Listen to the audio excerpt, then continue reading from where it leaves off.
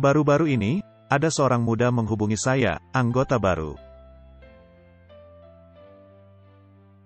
Anggota baru yang baru bertobat, datang ke gereja. Dia telah mendengar banyak hal, dia telah menonton banyak DVD. Tetapi gereja-gereja melakukan hal yang berlawanan. Jadi, orang muda ini memiliki pertanyaan-pertanyaan yang muncul. Maka orang muda itu menghadap pendeta dan berkata, "Saya tidak mengerti, mengapa ada daging dalam potlak? Mengapa hal ini terjadi? Apa kata roh nubuat?" Lalu dia mendapat jawaban, "Wah, itu hanya untuk abad 19, sekarang tidak berlaku untuk kita." Atau mungkin, orang muda itu mendapat jawaban yang lebih mengejutkan, "Nabi itu sudah meninggal, jadi tidak lagi berlaku untuk kita." Lalu dia bertanya kepada pendeta, "Bagaimana dengan Yeremia? Dia telah mati. Apakah tulisannya juga tidak berlaku untuk kita? Atau Yesaya, atau siapa saja?" Dan ini nampaknya menjadi tren. Kita pernah membahasnya sebelumnya. Adanya artikel yang muncul dan mengatakan, Anda tidak bisa memakai literatur abad 19. Artikel-artikelnya belum berhenti, jadi kita tidak bisa berhenti. Artikel-artikelnya tidak berhenti, dan seperti yang pernah kita katakan, berargumentasi bahwa Anda tidak bisa mencetak buku-buku dari tulisan roh nubuat, karena ini merupakan pengkhianatan, karena adanya krisis iklim, jadi kita mesti menghentikannya. Bagaimana dengan sampah lainnya, yang dicetak di dunia, itu juga mesti tidak dicetak. Jika ada orang-orang yang mulai berargumentasi seperti itu, saya ingin memakai kata sifat.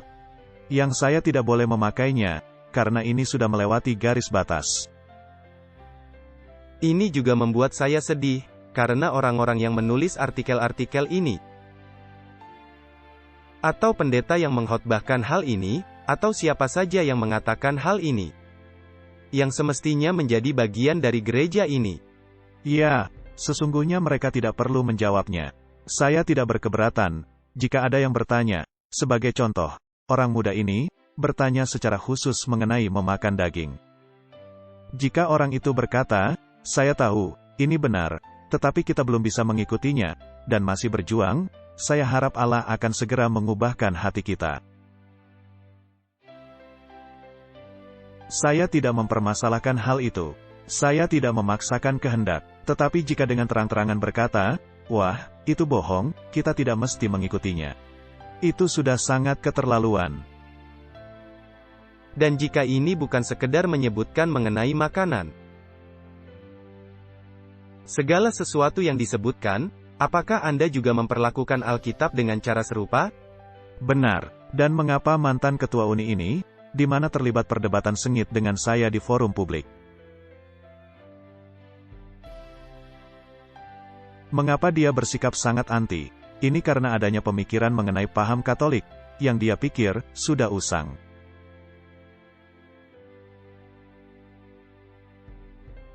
Dia akan mengalami kejutan besar di suatu hari, dan saya harap dia sudah siap untuk itu. Ketika saya membaca hal-hal ini di dalam Alkitab, saya tidak ingin terlalu mendalami mengenai topik ini, tetapi ada hal yang sangat menarik ketika Anda membaca kitab Bilangan mengenai bangsa Israel dan bagaimana keadaan mereka. Dan saya sangat menyukai hal yang dialami Musa. Saya sangat menyukai hal yang menjadi respon bangsa Israel, karena ini nyata untuk zaman kita sekarang. Ketika Musa berkata kepada Tuhan, "Karena orang-orang menginginkan makan daging. Dari manakah aku mengambil daging untuk diberikan kepada seluruh bangsa ini? Sebab mereka menangis kepadaku dengan berkata, 'Berilah kami daging untuk dimakan.' Aku seorang diri tidak dapat memikul tanggung jawab atas seluruh bangsa ini, sebab terlalu berat bagiku."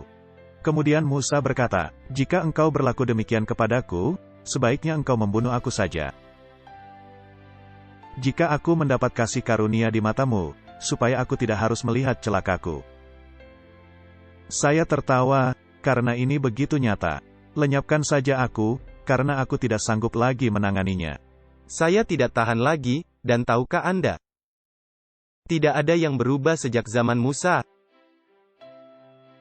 Ya, benar-benar sama persis. Mengapa aku mengalami semua hal ini? Bunuh saja aku. Lenyapkan saja aku. Jika aku mendapat kasih karunia di matamu, sebaiknya engkau membunuh aku saja, bukankah itu manis? Lalu berfirmanlah Tuhan kepada Musa, kumpulkanlah di hadapanku dari antara para tua-tua Israel 70 orang. Kemudian bawalah mereka ke kemah pertemuan. Maka dikumpulkanlah 70 orang tua-tua Israel. Dan apakah cara itu berhasil? Sesuai yang dipikirkan, ternyata tidak.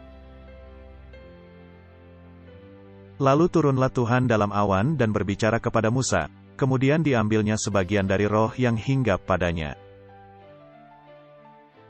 Dan ditaruhnya atas ke-70 tua-tua itu, ketika roh itu hinggap pada mereka, kepenuhanlah mereka seperti nabi, tetapi sesudah itu tidak lagi. Tetapi di ayat 26, ada hal lain terjadi. Masih ada 2 orang tinggal di tempat perkemahan. Jadi 70 tua-tua itu belum lengkap. Siapa yang meminta mereka berkumpul? Allah. Tetapi mereka tidak datang. Ada hal yang menarik, yang seorang bernama Eldad, yang lain bernama Medad. Yang mengherankan roh itu juga turut hinggap pada mereka, dan mereka juga mulai bernubuat. Jadi Allah melihat mereka di tenda mereka, dan Allah menaruh roh juga kepada mereka. Nah, ketika Yosua melihat hal ini membuatnya sangat muak. Apa yang sedang terjadi di sini? Lalu berlarilah seorang muda memberitahukan kepada Musa, Eldad dan Medad kepenuhan seperti nabi di tempat perkemahan. Maka menjawablah Yosua bin Nun, yang sejak mudanya menjadi abdi Musa, Tuanku Musa, cegahlah mereka. Tetapi Musa berkata kepadanya, apakah engkau begitu giat mendukung diriku? Kalau seluruh umat Tuhan menjadi nabi.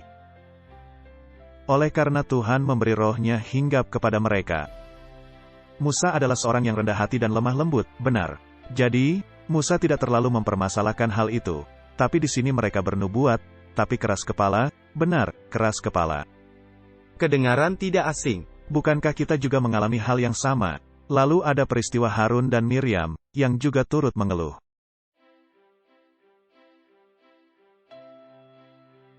Dan yang menyatakan bahwa Musa terlalu menuruti nasihat dari istrinya.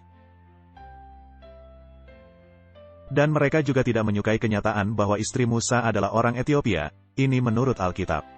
Dan catatan referensi menuliskan, istri Musa adalah orang Kus, tapi menurut Ellen White, bukan orang Kus, tapi memiliki kulit yang lebih gelap dibandingkan orang lain.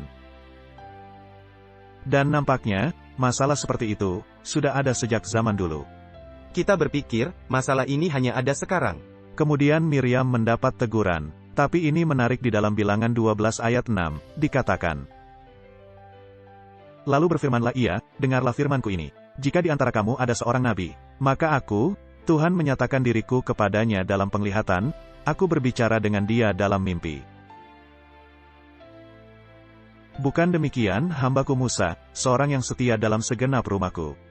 Berhadap-hadapan aku berbicara dengan dia, terus terang, bukan dengan teka-teki. Aku akan memberikannya secara gamblang. Apakah perlu, kadang-kadang mendapatkan kesaksian lurus? Ya. Karena Anda begitu bingung, dan tidak tahu apa yang sedang terjadi. Atau mungkin Anda mau dibuat bingung.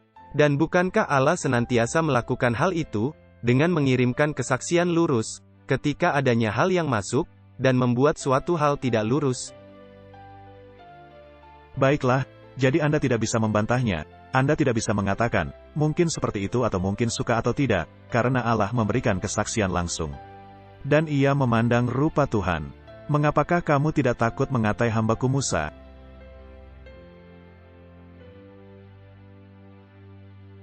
Allah sedang berbicara kepada Harun dan Miriam. Tidakkah kalian takut? Saya bertanya-tanya, apakah beberapa pendeta ini, atau apa yang disebut sebagai para pemimpin, yang menyerang tulisan roh nubuat? Apakah mereka tidak takut berkata-kata menyerang hamba Tuhan? Benar. Apakah mereka tidak takut? Siapa yang tidak akan takut? Roh apa yang tidak akan takut? Pikirkan saja semua buku-buku yang telah ditulis, yang bertentangan kepada tulisan roh nubuat. Nah, saya ingin menceritakan kisah, ketika saya mendapat email. Dan mereka mencoba untuk merendahkan roh nubuat. Mereka biasa menyajikan poin-poin yang menentang Ellen White. Dan poin-poin itu, ternyata poin yang sama selama 170 tahun. Mengapa tidak? Karena itu membuat mereka jengkel, benar. Dan semua poin itu telah dikalahkan ratusan kali. Dan kebanyakan jika Anda kembali ke sejarah, dan akhir-akhir ini saya kembali lagi meneliti sejarah. Jika Anda kembali kepada sejarah dari semua orang-orang ini, yang menyerang tulisan roh nubuat. Yang berasal dari kita, tetapi yang bukan dari kita, yang keluar dari kita. Apa yang terjadi kepada mereka? Mereka semuanya lenyap, benar. Tapi pekabaran ini masih terus berlangsung, setelah semua peristiwa itu. Mengapa pekabaran ini tidak musnah? Mengapa pekabaran ini masih menggusarkan banyak orang hingga sekarang? Ini adalah pekabaran yang terus bertahan, melawan pekabaran yang lainnya.